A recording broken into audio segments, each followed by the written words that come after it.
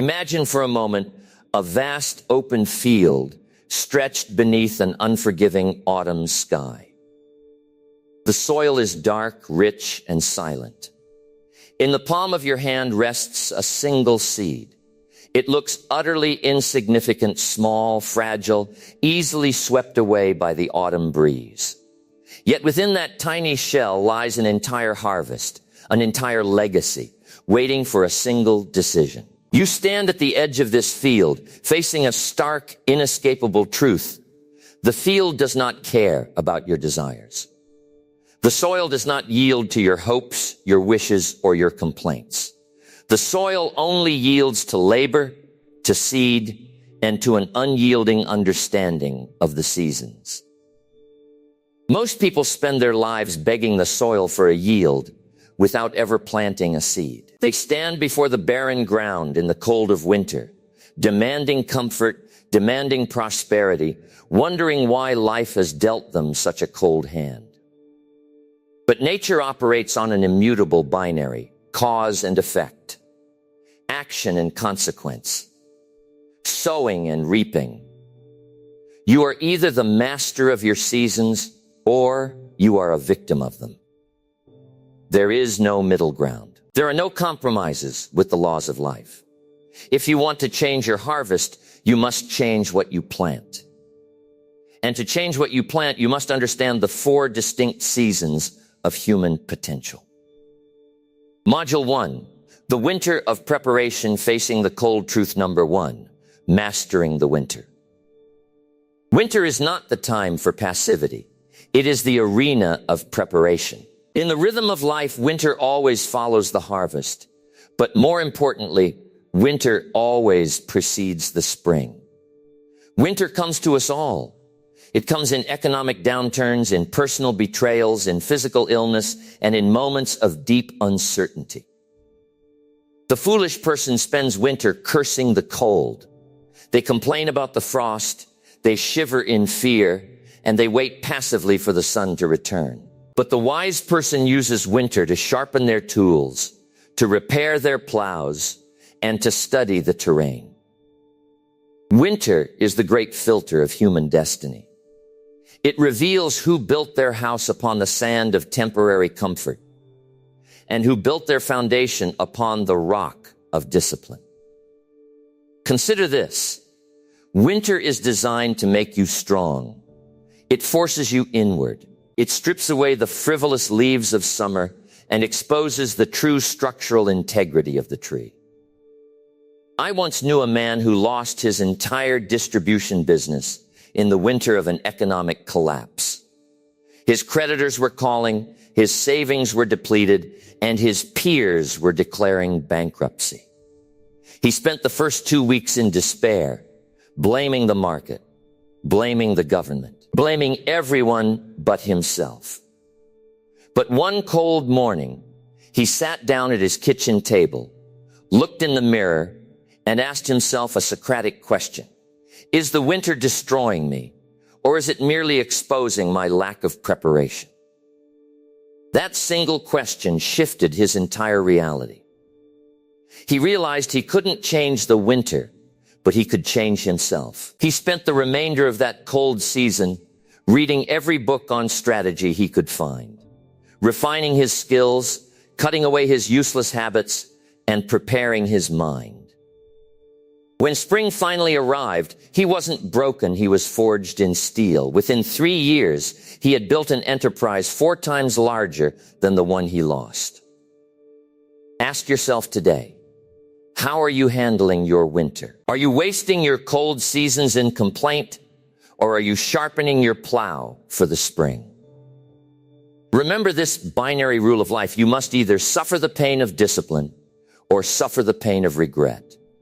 Discipline weighs ounces, regret weighs tons. Winter demands discipline. Module 2, the spring of opportunity, the urgent window of action next. We arrive at Module 2, capitalizing on the spring. Spring is the season of opportunity. It is that brief, precious window when the soil is soft, the rains are gentle, and the environment is cooperative. But spring carries a dangerous trap. It is always brief, and it never announces its departure. Spring does not wait for you to feel ready. Opportunity does not pause while you wrestle with your self-doubt. When spring arrives, you must move with absolute unyielding urgency. To take advantage of spring, you must grasp two fundamental laws: the law of immediacy. You must plant your seeds while the ground is fertile.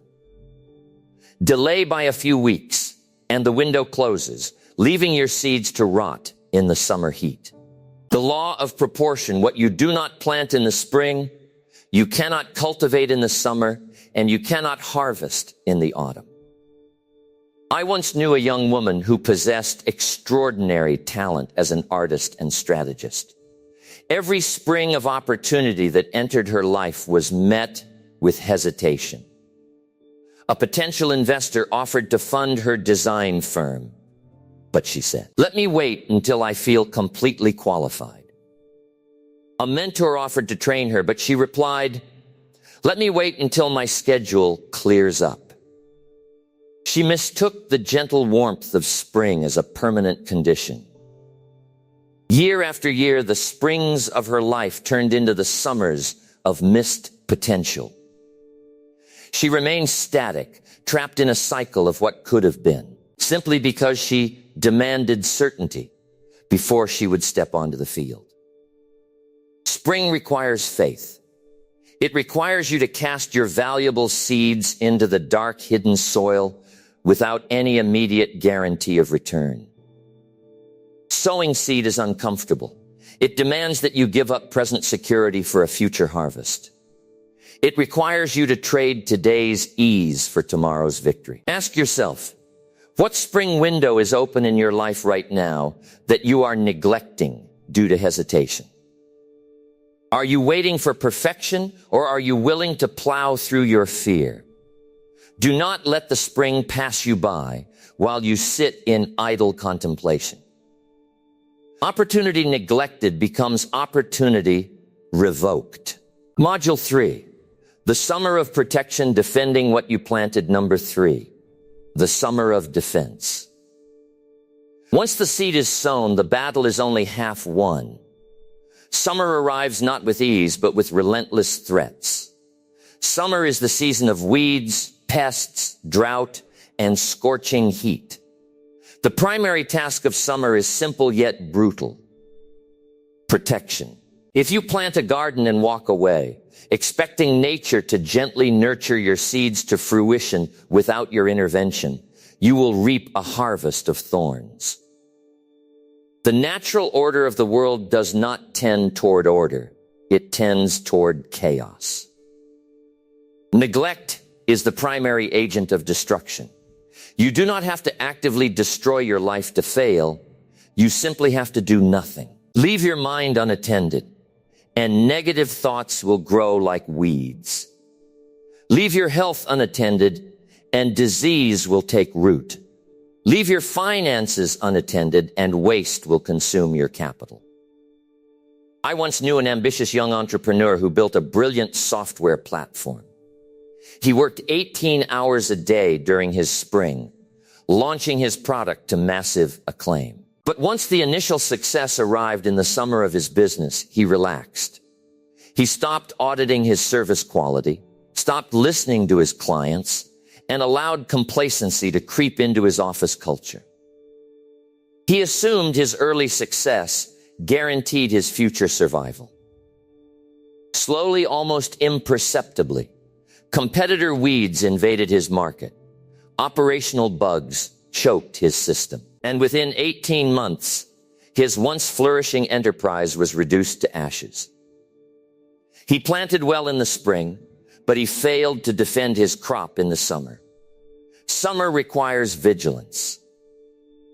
You must pull the weeds of negativity from your mind the moment they break the surface.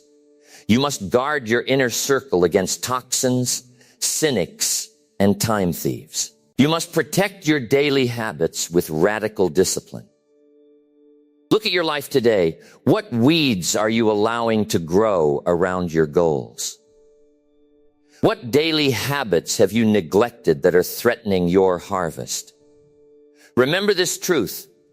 All good things must be cultivated and defended, while all bad things grow automatically. Module 4, the autumn of accountability facing your harvest. Finally, we reach Module 4, the autumn of realization. Autumn is the ultimate season of truth. It is the time of judgment, the period when the scales of cause and effect are balanced.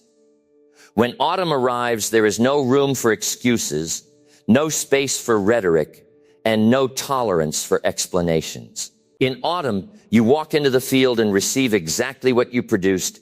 If you sowed wisely in the spring and defended relentlessly in the summer, autumn is a time of abundant joy, prosperity, and legacy. If you wasted your spring in procrastination and spent your summer in comfort, autumn is a time of cold, unforgiving lack. The beauty and terror of autumn is its complete objectivity. The scale does not lie. Your bank account does not lie. Your physical health does not lie. Your relationships do not lie. They are merely the mirrored reflections of your seasonal choices. The mature individual faces their autumn with total personal responsibility. If the harvest is meager, they do not point fingers at the weather, the government, or their circumstances. They look at their own hands and say, "This is my harvest. I sowed poorly, and I am reaping accordingly." That realization, though painful, is the foundation of ultimate freedom. Because if your choices created your current poor harvest, then your choices can create an abundant harvest in the seasons to come. Take an honest inventory of your current harvest. Are you satisfied with the fruit of your daily labor? Are you building a legacy that will shelter your family in the coming winters? Or are you surviving on the scraps of broken promises you made to yourself years ago? Life is a continuous cycle of these 4 seasons. You cannot skip a season, you cannot speed up a season, and you cannot negotiate with the laws of growth. You must learn to survive the winter, seize the spring, defend the summer, and own the autumn. Master these 4 movements. Master your mind, and you will master your destiny.